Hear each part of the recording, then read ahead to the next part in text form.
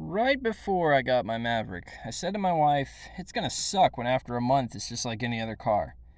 But at nearly 10,000 miles and 6 months later, I'm still thrilled to own it and drive it every day. I have many thoughts about living with the Maverick, and some are negative, but most are good, if not outstanding, and the ownership experience overall has been fantastic. Now, let's get this out of the way. A traditional truck is made with a body unframe construction using ladder beams with a separate cab and bed. The Maverick is a unibody pickup shaped vehicle sharing a platform with a crossover, the Escape. But because it is in design context to a compact pickup, I'll be referring to it as a truck in this video.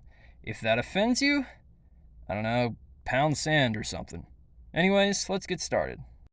My truck is a 2022 Maverick XLT. It has the 2.0-liter EcoBoost turbo 4-cylinder with an 8-speed auto transmission.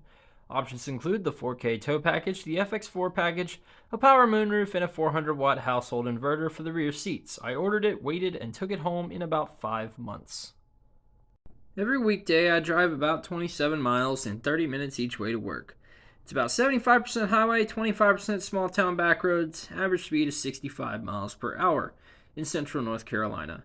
As I fill the tank, I make between 26 to 27 mpg on the cluster and about 25 to 26 calculated. I found the cluster tends to be about 1 mpg too generous. At highway speeds, my truck has a good deal of wind noise, particularly towards 70 to 80 miles per hour, and this is due to the upright, blocky profile of the truck, but is offset with the sloped windshield. It's loud but not unbearable, and definitely better than old compact trucks like Tacomas and S10s, which have much more upright windshields. Throughout my ownership of it, my dashboard has had some random rattles here and there, with other plastic panels occasionally chiming in. It's not loud enough to hear over the stereo and isn't crucial to functionality, but it is somewhat annoying, and in the interest of transparency, I will pull no punches on negatives here. Speaking of design, the Maverick proportions are more like a scaled-down full-size truck than a traditional compact. It has a chopped roofline, narrow width, and very little overhang. This makes it hard to judge the size of the truck alone, but really shows just how small it is when sitting next to other pickups. However, despite the small exterior size, clever packaging and efficient usage of space make it very comfortable inside. The driving position feels tall, but it's actually at crossover height. The reason it feels taller is due to the upright dash and vertical surfaces before the driver. Everything is angled 90 degrees like many pickups, and with the chopped roofline, this puts everyone in a command-type position, regardless of height. I'm 5'10" and sit rather high up, but it's worth it for me because of the extra field of view and visibility I get.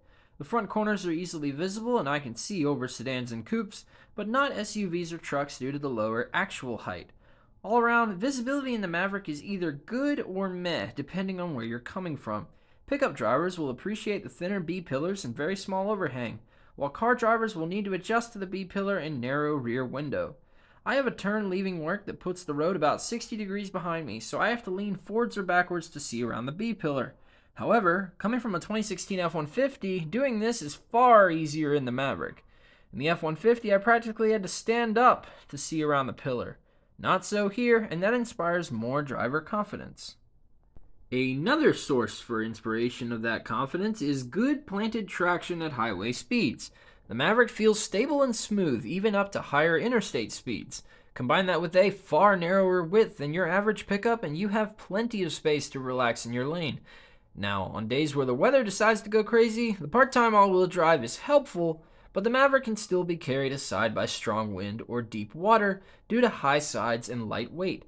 Compact pickup owners will understand where I'm coming from with this, and so will those driving taller compact cars on a windy day. And about that weight, the Maverick came in with my options at around 3,700 pounds, which is in line with older compact pickups and lighter than today's mid and full-size trucks. And it's that weight and small size that are a big part of what makes the Maverick feel so nimble for what it is.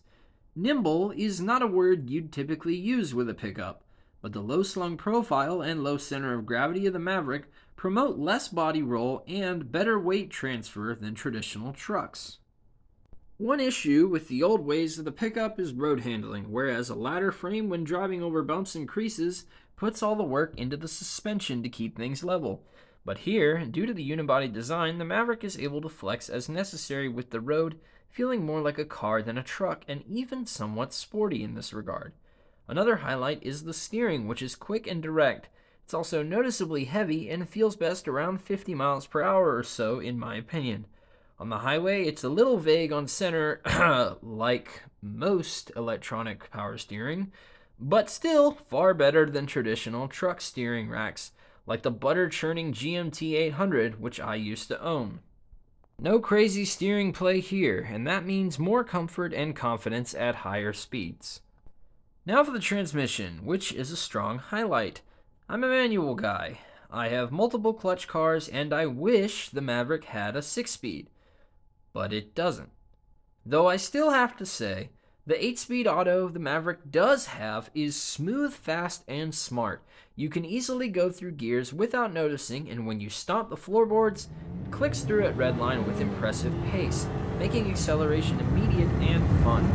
It also navigates hills and mountains with precision and conviction, rarely picking the wrong gear, and I have yet to see it go gear hunting, even in abruptly uneven terrain.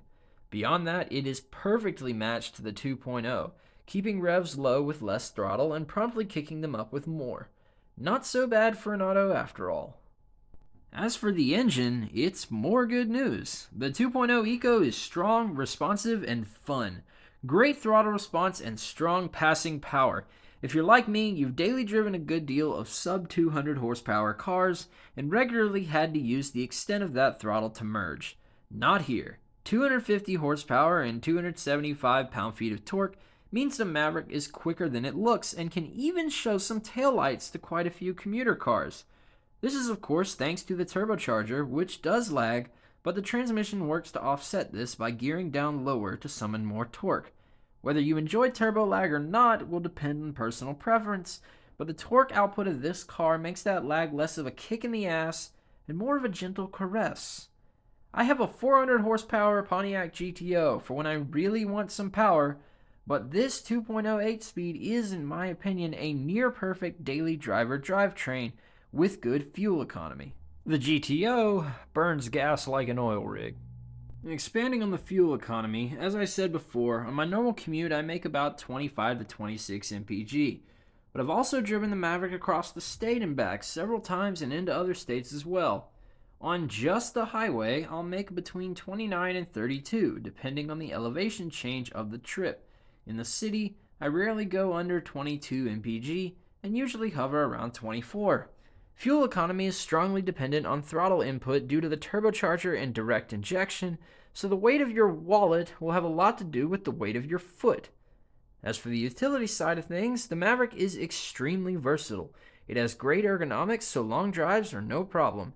Rear seat room is shockingly good, and the rear seat understorage is like a trunk, which is awesome for groceries. The bed space is great to have and unobtrusive to the cabin.